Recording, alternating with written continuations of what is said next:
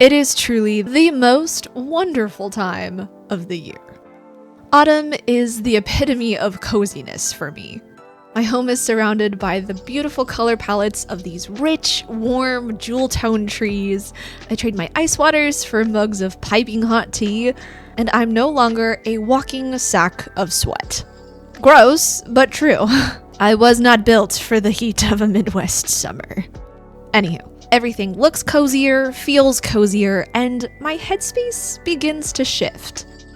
As the trees change and let go of what is no longer growing, I notice my own need for change. I notice the places where I am hurrying and hustling. I notice the lack of joy in the projects I've said yes to that really don't align with the direction I want to move in.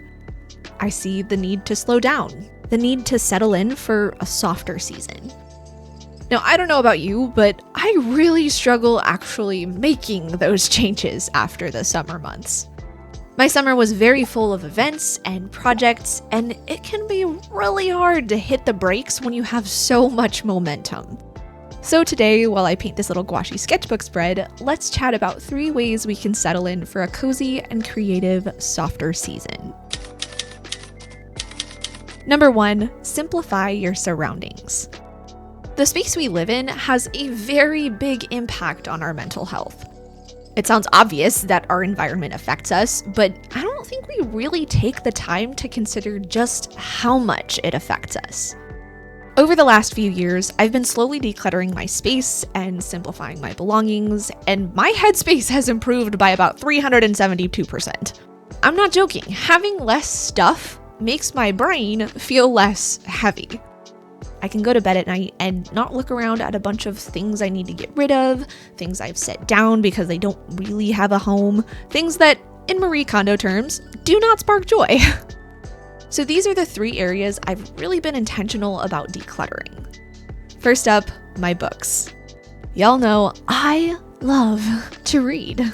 It is one of my greatest joys in life, but I have fairly limited shelf space, which means I have to be really intentional about both what books I'm buying and what books I'm keeping. I have several favorite books and book series that I love and regularly cycle through. I also have lots of art books from my favorite movies and favorite artists. I'm not going to be getting rid of these. But books that I read and either didn't enjoy or enjoyed but don't intend to read again, I don't need those taking up shelf space, no matter how pretty the cover is. So I donate them to my local library. Libraries can always use new books, and the books that they have duplicates of, they often sell at fundraisers to be able to buy new books. So it's really a win-win for everybody. I have a less cluttered space, and the library has a larger collection. My second area of decluttering, my creative supplies. Art supplies are kind of like Baskin-Robbins. There is such a thing as too many options. The reality is, when we have too many choices available to us, we get very easily overwhelmed and end up choosing none of them. Our supplies should make us excited to create. We should look at our art carts, or our bins of baking utensils, or our bindles of journaling stickers and think, yeah, I want to make something. Not, wow, there's way too much stuff here and I wouldn't even know where to start. y'all, I had to be brutal about cutting out the creative clutter. Anything that was not a big yes for me went in a bin to be donated. The charcoal sticks I hadn't touched in years, donate bin. The cheap colored pencils I'd outgrown for higher quality ones, donate bin. The dozens of paintbrushes I never ever touched because I always end up reaching for the exact same 3, you guessed it, donate bin. Because I've pared down my supplies to only what I truly love using, I find myself actually wanting to be creative. I can see my favorite tubs of gouache, I can see my clay tools, my dip pen, my inks. I've made space to actually be able to see my favorite supplies. And because of that, I naturally reach for them more often. And number 3, my stuff. This is that kind of catch-all term for literally everything else. The knickknacks, the clothes, the wall art. Now, if you came in and looked at my room, you're gonna notice a lot of things still. You cannot look at the sheer number of prints on my wall and think, yeah, this girl's a minimalist. In fact, I would kind of consider myself to be a little bit more of a cluttercore junkie. but it is curated cluttercore.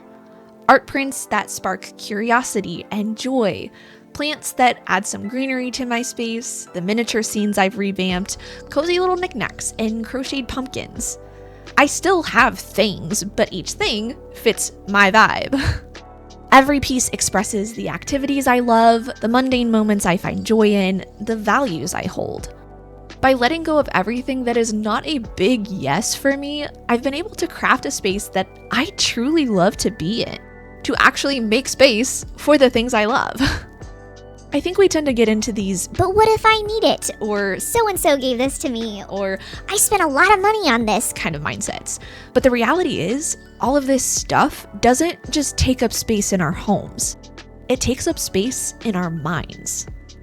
To simplify your surroundings, I want you to ask yourself, what are 3 things I can let go of to free up space in my home and in my mind? Once you have your 3 things, pass them on to a friend or drop them off at a thrift store.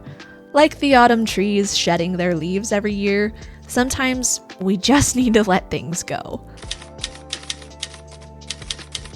Number 2, set an intention for your creative practice for this season.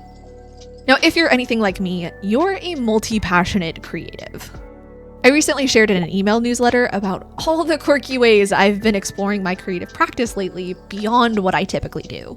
And speaking of which, if you need a weekly dose of coziness and curiosity that reads kind of like a letter from your favorite pen pal, my newsletter is definitely for you. There's a link down below in the description if you want to sign up for it. Anywho, maybe you love cake decorating and writing poetry. Maybe you love photography and making clay hedgehog sculptures. Maybe you love playing the cello and painting with gouache. Creativity is such a gift, and it's absolutely wonderful to have so many ways to explore it. But like we talked about earlier, sometimes having too many options actually kind of limits your creativity, because you're trying to devote too much of yourself to improving or exploring in too many areas at once. Now, I am not at all saying that you should cut out the things that interest you, but I want you to set an intention for just one area of your creative practice this season. So maybe you set the intention to spend one afternoon painting each week to fine-tune your gouache skills. Maybe you set an intention to try a new embroidery stitch and incorporate it into your next 3 embroidery projects. Maybe you set the intention to only make gluten-free baked goods for the next couple of months. Pro tip, if you're following a standard recipe and making gluten-free substitutes, always skimp on the flour a little bit. Trust me on this one.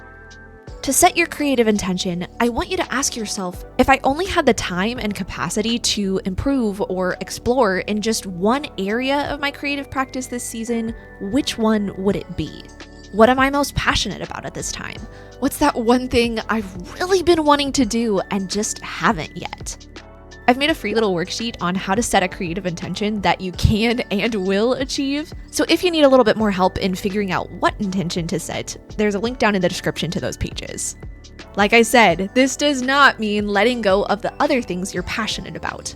Keep taking those photos or writing your poetry. But the purpose here is to make an additional intentional effort to dive deeper into just one of your creative endeavors. We physically cannot put 100% into everything all the time. The more things we're pouring into, the less of us there is to pour into them. Or as Bilbo Baggins would say, I feel thin, sort of stretched like butter scraped over too much bread. The reality is, there is more to life than art, and there is more to us than being artists. We aren't just deepening our creative practice, we're pursuing careers, or taking university classes, or raising families. Every single one of us has a beautifully different life with beautifully different circumstances and beautifully different capacities. We have to take all those factors into account as we try to deepen our creative practices. We have to recognize that it's impossible for us to truly grow in every single area of our lives all at once. So for this season, pick just one area of your creative practice to set an intention and watch your creativity bloom. And number 3, step into hopefulness and make it visible. Put down the headphones, turn off the TV, set aside your to-do list, and just be present with yourself for a few minutes to think. Or maybe grab your dog and go for a walk. That's when I tend to do my best thinking. I want you to ask yourself, what are my hopes for this season? Now, this is a very open-ended question. Maybe you're hoping to go on a lot of autumnal adventures. Maybe you have an overarching phrase or one-word hope like finding direction or peacefulness. Maybe you're hoping for a promotion at work or to add a new plant to your collection. Maybe you're hoping to grow deeper in your faith, or maybe you're simply hoping to slow down and gift yourself a season of rest. Maybe it's a little bit of everything, I don't know. Once you've spent some time really thinking about what you want out of this season, it's time to make it visible. Now, I'm not really into the idea of manifesting per se, but I do believe there is merit to making your hopes, your dreams, goals, intentions, making them visible. I tend to be a very out of sight, out of mind kind of person. If I don't have some sort of visual representation of what I'm moving toward, I'm probably not actually moving toward it. I need the signposts guiding me in the right direction. So that's what we're gonna do. We're gonna take our hopes for this season and make our own metaphorical signpost. I've been trying to get more into journaling lately, so I'm making an autumn hope spread in my journal. A lot of these stickers I actually made myself, so if you've been needing some cute and cozy stickers for your own journal, there's a link down below to my shop. Now, you can make your signpost however you want, but I would recommend making it a physical thing. Don't just make a Pinterest board full of photos that represent your hopes. Actually print those photos out and paste them to a piece of poster paper and make a physical, tangible vision board. Or create a new spread in your journal and write those hopes down. Or maybe you want to tattoo your one-word hope on your forearm. I don't know, dude. However many hopes you have, whatever those hopes look like, make it visible. Make it something that you're gonna see every single day. When you get off from a really long day of work, open that journal to remind yourself that you're hoping for rest this season, and it's okay if you do nothing but sit on the couch for the rest of the evening snuggling with your dog. Or when you have a free Saturday, look at that vision board and pick one of the autumn adventures you've been wanting to take and actually take it. So often, we don't take action toward the things we hope for simply because we haven't actually taken the time to figure out what those hopes are or to make those hopes visible to us to actually work toward them. So as we step into this season of change, let's also step into a season of hope, a season of simplifying, of coziness and creativity. Anywho, thank y'all so much for watching. I hope you enjoyed watching me paint this little sketchbook spread and chatting with me about stepping into a cozy and creative season. I hope these tips were helpful for you, and I'd love to know if you decide to implement one or all of them. Let me know down in the comments what your favorite autumn activity is. Huge thank you to the Cozy and Curious Creatives over on Patreon for helping to support my creative practice. Make sure to hit that little subscribe button so you don't miss out on my videos, and if you're interested in another cozy little sketchbook session, then head on over to watch this video next. Thanks again for watching, and I'll see you soon.